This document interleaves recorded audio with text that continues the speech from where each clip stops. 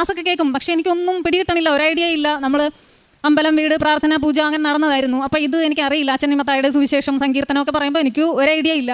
പിന്നെ ഞാൻ ബൈബിൾ വായിക്കാൻ തുടങ്ങി, ഈശോയായിട്ട് കൂടുതൽ അടുക്കാൻ തുടങ്ങി. അപ്പം എനിക്ക് ഓരോ കാര്യങ്ങളും അമ്മയും അപ്പയും എൻ്റെ ചെവിയിൽ വന്ന് പറഞ്ഞു തരും. രാവിലെ ഞാൻ 5:15 അലാറം വെച്ചിട്ടാണ് കിടക്കണം, പക്ഷേ 5:14 ആകുമ്പോഴേക്കും എൻ്റെ അമ്മ വന്ന് എന്നെ വിളിക്കും, എണീക്ക് പ്രാർത്ഥിക്കണ്ടേ എന്ന് ചോദിക്കും. അങ്ങനെയാണ് എൻ്റെ ലൈഫ് ആ ദിവസം സ്റ്റാർട്ട് ചെയ്യുന്നതിന്.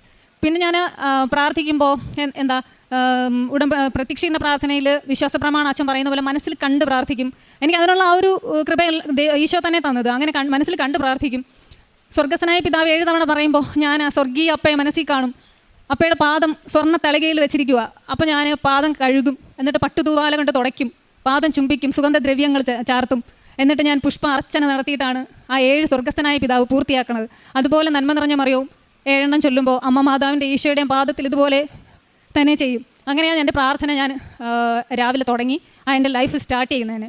ഇപ്പം എൻ്റെ കൈ പിടിച്ച് അമ്മ നടത്തിക്കൊണ്ടുപോയി ഓരോ കാര്യങ്ങളും പറഞ്ഞു തരും, നീ ഇന്ന പോലെ ചെയ്താൽ മതി എന്ന്. ഞാൻ ഓക്കെ അങ്ങനെയാണ്